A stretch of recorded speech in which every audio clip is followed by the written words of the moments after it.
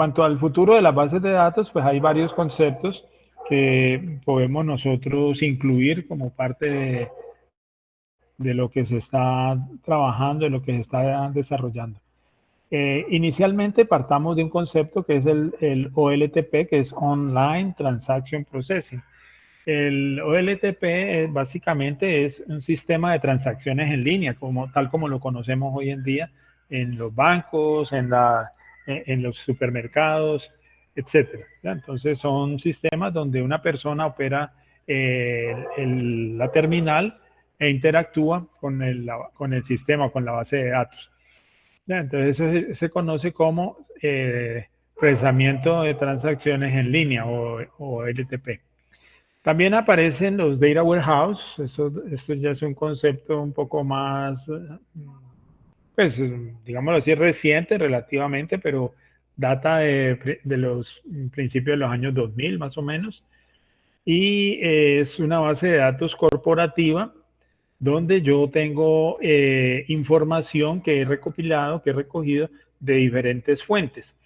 Esta información la puedo procesar más adelante para poder encontrar solución a consultas que ni siquiera conozco cuáles son. Es decir, ¿cómo lo hago? Haciendo análisis de esa información. ¿Ya? Y para ello, pues hay diferentes metodologías. Hay metodologías estadísticas, hay metodologías, llamémoslo así, informáticas.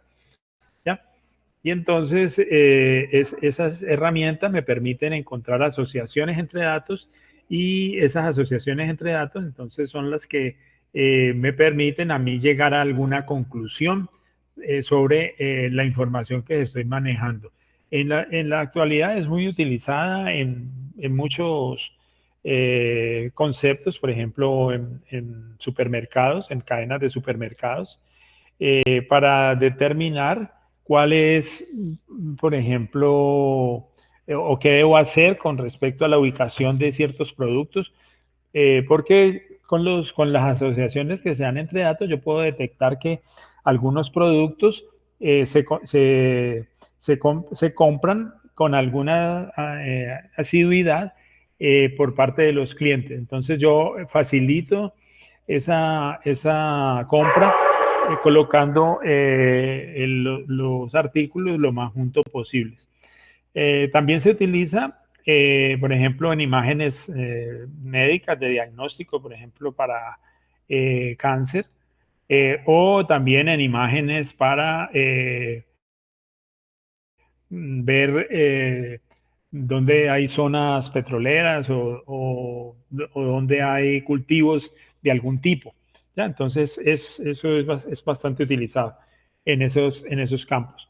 El Data Warehouse, pues también se refiere a, pues como a la parte técnica.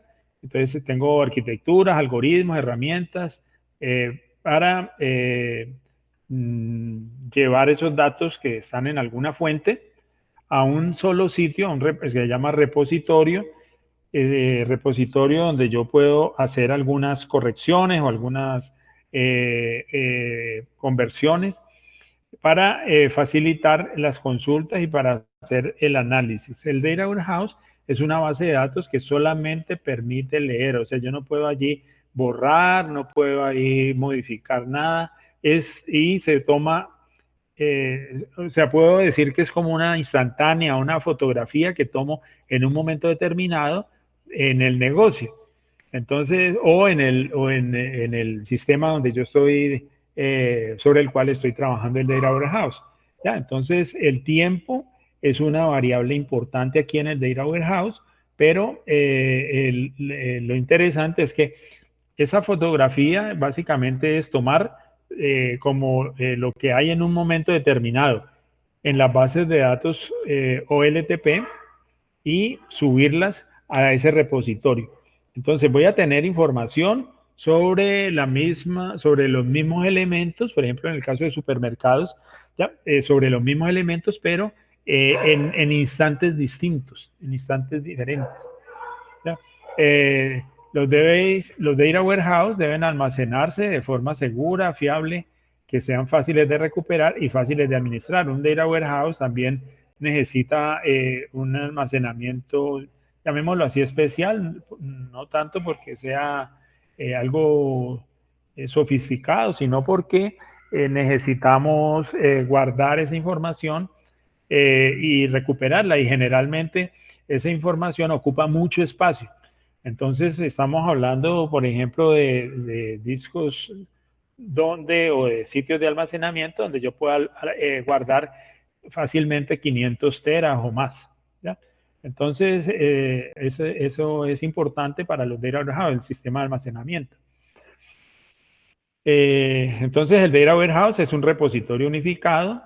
Ya hemos dicho, las fuentes pueden ser diferentes, los sistemas de procesamiento de transacciones en línea o aplicaciones OLTP diferentes, ¿ya? Porque puedo tener, como les decía, puedo tener información de diferentes conceptos y de diferentes bases de datos, y simplemente se hace una extracción selectiva. Data Warehouse debe, por lo tanto, permitir extraer la información de esas bases de datos, debe permitir hacer una limpieza de las bases de datos, unas modificaciones, porque en algunos casos yo no necesito guardar la información tal como está en el mundo real, sino que debo hacer una conversión, una simplificación, y obviamente que también debo tener facilidades para el procesamiento, debo tener herramientas que me permitan mostrar resultados de algún trabajo que se hizo.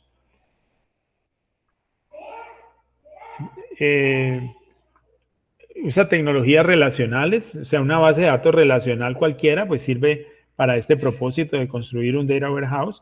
De pronto lo que debemos tener en cuenta es que aquí pues no puedo borrar, no puedo modificar la información, ¿ya? Simplemente va quedando almacenada. Hay diferentes esquemas para el manejo del data warehouse, manejo en estrella o manejo en copo de nieve, ¿ya? Etc. Aparecen también las bases de datos OLAP, que son resúmenes de información que se encuentra en los data warehouse. Estas bases de datos entonces usan muchas vistas de datos que están agregados en un data warehouse, y permite responder a preguntas: ¿qué pasa si o por qué está ocurriendo algo? ¿Ya? Hay operaciones en las cuales yo puedo agregar la información o puedo desagregarla, ¿ya? Y el tiempo en este tipo de aplicaciones, el tiempo es un componente fundamental, integral, básico de la aplicación. Bueno, aparecen también los data lakes, que es un entorno de datos compartidos, es algo así como el data warehouse, ¿ya? También tiene varios repositorios, y en este caso lo que se está aprovechando es tecnologías de Big Data. El Big Data es, vamos a verlo un poquito más adelante, es un conjunto de técnicas que me permiten hacer un manejo de grandes volúmenes de información. Un data lake pues contiene una gran cantidad de datos que están en bruto y ahí se mantienen mientras sea necesario. A diferencia pues del data warehouse jerárquico que almacena datos en ficheros o carpetas, el data lake utiliza una arquitectura plana para almacenar los datos. Esa arquitectura plana permite que las consultas se realicen de una manera mucho más rápida. Bueno, hay unas observaciones de cómo es que funciona el data lake, ¿ya? Y continuemos. El Big Data, pues es un conjunto de datos o combinaciones de gran volumen, de gran complejidad, con una velocidad de crecimiento, y en ese sentido, pues, pues su captura, gestión, procesamiento, o sea, el manejo de esos datos es un poco más complicado. Por ello, entonces, este Big Data es una forma de manejo de información que tiene que estar, que tiene que darse y que es muy útil para, como les decía, para encontrar información que está ahí escondida en los datos. El tamaño de un Big Data puede ir de 30 a 50 terabytes en adelante. ¿Ya? Eh, los Big Data pues son complejos. ¿Ya? Entonces aquí pues yo puedo tener información de webs, de logs de redes, o sea, archivos donde tengo información de cómo están las personas accediendo a la web, identificaciones de radiofrecuencias, sensores de dispositivos, maquinaria, vehículos, búsqueda en Internet, información de redes sociales, etcétera. Entonces puedo tener mucha información y ese Big Data generalmente pues como les decía, pues recurre a archivos un poco más sencillos, más simples, para que los que se manejan en las bases de datos relacionales para su procesamiento. Data mining, pues ya son técnicas informáticas que me permiten encontrar información o descubrir información que no responde a una pregunta particular. Es decir, yo no construyo la consulta para determinar qué es lo que debo hacer, sino que con la técnica encuentro que hay asociación entre ciertos datos y entonces esa asociación me permite construir una regla y tomar decisiones al respecto. Usa algoritmos específicos que permiten analizar los datos y luego informan esos algoritmos qué es lo que se ha descubierto. Busca respuestas a preguntas que no han sido respondidas y que no han sido formuladas, diría yo. Entonces hay varias formas de presentación. ¿Ya? El KDD, que sería el Knowledge Data Discovery, o sea, descubrimiento de conocimiento, que son técnicas para descubrir conocimientos. Dentro de esas técnicas también tenemos el data mining, eh, técnicas estadísticas como el clustering, inteligencia artificial, y estas herramientas entonces se utilizan para hacer este tipo de descubrimiento de conocimiento en datos que están dados en una base de datos y que esa información pues es desconocida, ¿no? Nadie la ha trabajado.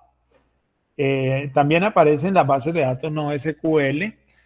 Esas bases de datos no SQL ayudan a trabajar aplicaciones un poco más modernas donde hay una gran cantidad de información, por ejemplo, las relacionadas con redes sociales.